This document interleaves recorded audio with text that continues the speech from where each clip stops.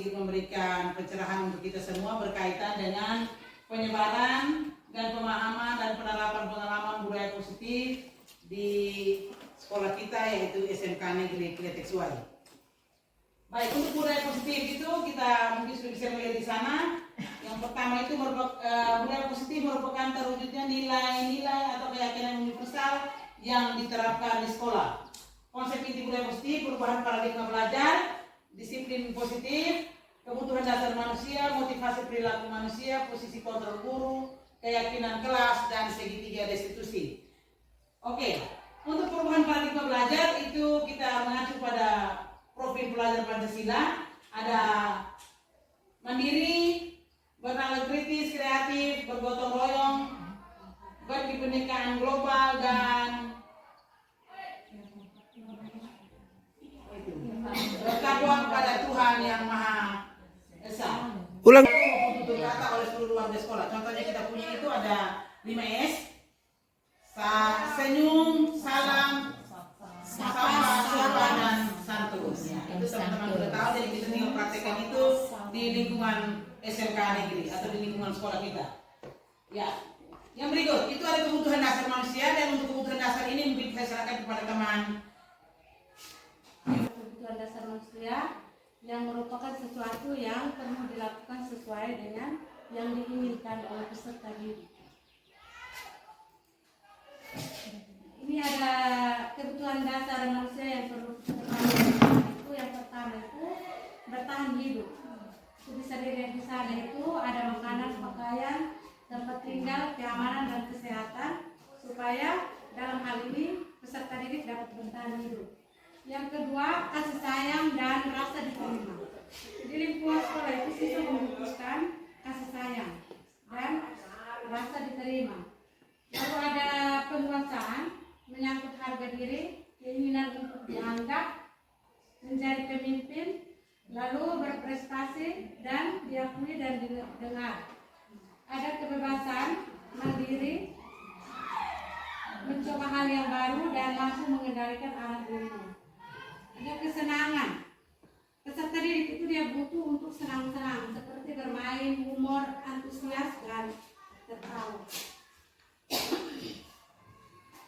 Penerapan kebutuhan dasar manusia itu ada hukuman. Dari hukuman itu ada konsekuensinya, dan dari konsekuensi itu ada penanganan yang dinamakan restitusi. Nah, ini ada 5 posisi kontrol guru. Jadi Bapak Ibu bisa lihat di layar. Yang pertama itu gambar bagaimana kita sebagai guru itu menerapkan posisi kontrol sebagai pembuku kepada peserta didik kita. Di depan kita memegang kayu, lalu kita memanggil siswa berdiri di depan kita dan mengeluarkan kata-kata menghukum dari kesalahan yang dibuat. Yang kedua, membuat merasa bersalah. Setiap perkataan dan tindakan itu menimbulkan siswa itu merasa bersalah. Lalu posisi kontrol yang berikut itu, posisi kontrol kita yang ketiga itu bisa menjadi teman bagi peserta didik kita. Lalu yang berikut sebagai pemantau, kita memantau sejauh mana mereka belajar dan bertindak di lingkungan sekolah. Yang terakhir kita bertindak sebagai manajer dan menerapkan peraturan-peraturan yang disepakati di sekolah kita. Nah, ini ada contoh bagaimana kita menerapkan posisi kontrol. Jadi contoh saya ambil dari salah satu siswa yang bernama Milda itu tidak mengikuti pelajaran di dalam kelas. Jadi saya bertindak sebagai penghukum itu dalam kurungnya itu dengan menggunakan nada suara yang tinggi, mata melotot, jari menunjuk-nunjuk dan menghardik itu menunjukkan posisi kontrol kita sebagai penghukum. Kita menghukum siswa yang melakukan kesalahan. Lalu yang di bawahnya itu kita melakukan refleksi. Sebagai guru kita melakukan refleksi. Bagaimana perasaan murid bila guru berbicara seperti itu? Pasti anak-anak memberikan reaksi dari tindakan yang kita lakukan.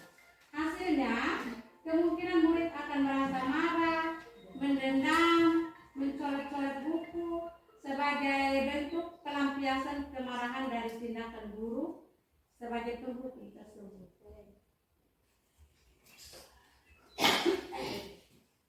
Jadi lesu merapat mendekati anak dengan bahasa seperti ini sebagai contoh ya Bapak Ibu.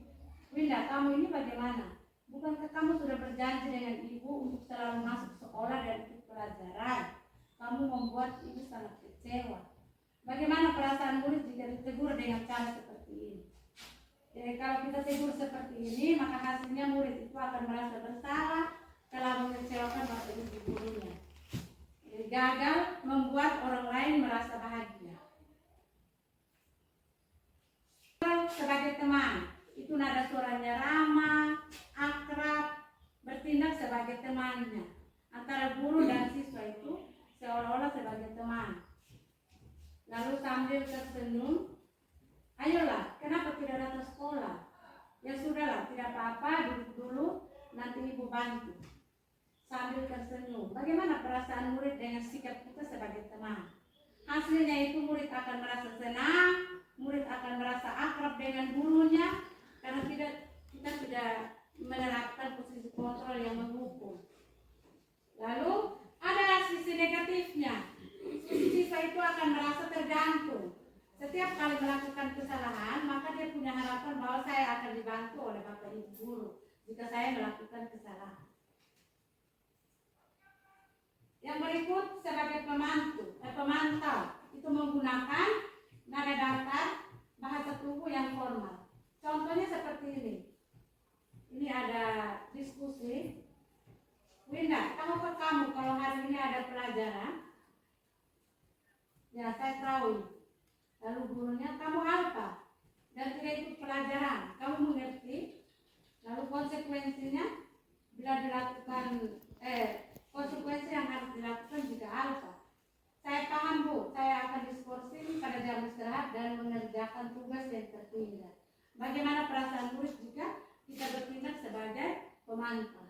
Murid memahami konsekuensi yang harus dijalankan karena telah melanggar peraturan sekolah.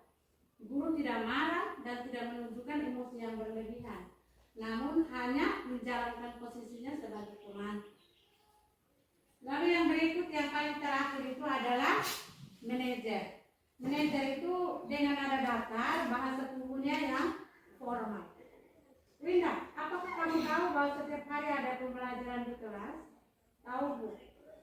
Ya, kamu apa? Jadi bagaimana caranya untuk memperbaiki kesalahan ini? Saya akan menanyakan kepada teman saya dan mengerjakan tugas yang tertunda. Gurunya jawab, baik sudah, apakah besok kamu akan mengulangi kesalahan yang sama? Tidak Bu, setiap hari saya akan datang sekolah terus. Baik, saya akan menghargai usaha baik kamu.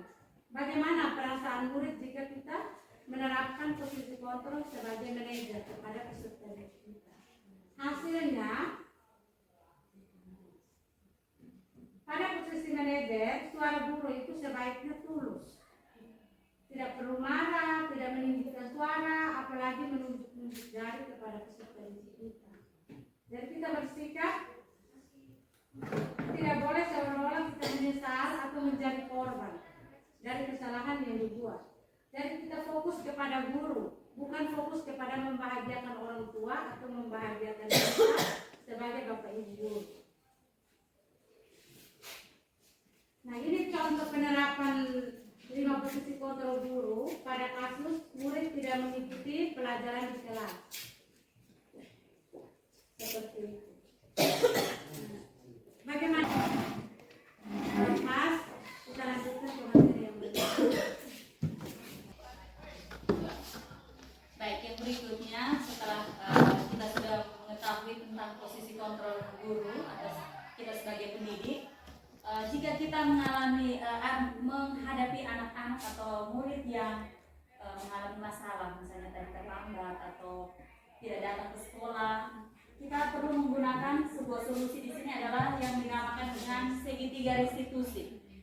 Segitiga restitusi ini ada 3 hal yang perlu kita lakukan. Yang pertama adalah menstabilkan identitas, memvalidasi tindakan, dan menanyakan keyakinan. Jadi ketiga hal ini bisa kita lakukan dalam menghadapi sebuah kasus dengan murid. Baik, yang kita lihat yang pertama adalah menstabilkan identitas. Yang kita buat di dalam menstabilkan identitas ini adalah berbuat salah itu manusiawi. Jadi ketika anak datang membawa masalah, kita perlu memberikan dia penguatan seperti berbuat salah itu manusiawi. Kita tidak bisa langsung memvonis dia bahwa kamu salah dan sebagainya. Tidak ada manusia yang sempurna. Bapak Ibu juga pernah melakukan kesalahan seperti itu. Bapak Ibu tidak tertarik mencari siapa yang salah, tapi Bapak Ibu ingin mencari solusi dari permasalahan ini. Dan yang terakhir, kamu berhak merasa seperti itu. Artinya mungkin dia membuat masalah, punya alasan. Yang berikut, memvalidasi tindakan yang salah. Jadi dalam validasi tindakan ini kita bisa menanyakan kepada anak seperti kamu pasti punya alasan mengapa melakukan hal itu. Kemudian yang kedua, padahal kamu bisa melakukan yang lebih buruk dari ini. Jadi kita memvalidasi tindakannya dulu. Yang ketiga, kamu patut bangga pada dirimu sendiri karena kamu telah melindungi sesuatu yang penting buat kamu. Jadi dia punya alasan melakukan hal ini, jadi kita melakukan validasi. Yang ketiga, menanyakan keyakinan. Apa keyakinan kelas kita? Jadi keyakinan kelas itu semacam sebuah aturan yang kita buat bersama. Dan mereka sudah tahu, itu juga dibuat oleh peserta didik. Jadi kita menanyakan kembali perbuatannya tadi itu salah atau tidak, sesuai dengan keyakinan kelas kita atau tidak. Kemudian yang kedua, nilai-nilai apa yang telah kita sepakati. Dan yang berikutnya, seperti apa gambaran kelas yang ideal menurut kamu. Jadi kita menanyakan kembali yang perbuatannya tadi itu apakah sesuai tidak dengan aturan yang kita buat bersama. Kemudian kamu mau jadi orang yang seperti apa.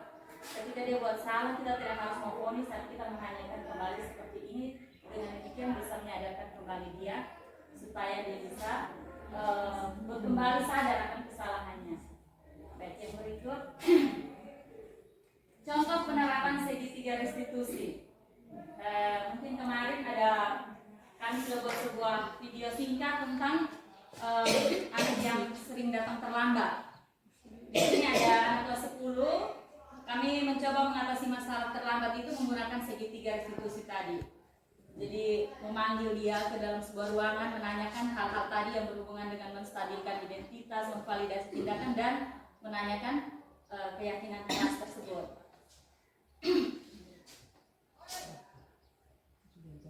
Terima kasih teman-teman atas kerjasama.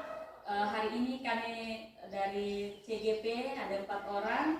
Kami sudah mensosialisasikan tentang budaya positif agar kita semua bisa menerapkannya di sekolah kita SMK Intelektual ini. Terima kasih, selamat siang. Selamat siang semua. Saya Ibu Linda, guru kejuruan pertanian. Yang pertama, saya merasa senang ketika mendengar penjelasan dari teman-teman CGP tentang budaya positif, yang dimana memang selama ini peranan saya menjadi guru, dimana saya hanya menjadi seorang pemantau dan teman. Sehingga setelah mendengar informasi penjelasan dari teman-teman CGP, saya mempunyai keinginan untuk ke depan merubah peran saya menjadi seorang manajer. Yang kedua, saya akan membuat keyakinan kelas sebelum memulai kegiatan pembelajaran dan menggunakan segitiga restitusi dalam proses penyelesaian masalah sehingga menciptakan suasana yang nyaman dan bahagia bagi peserta didik.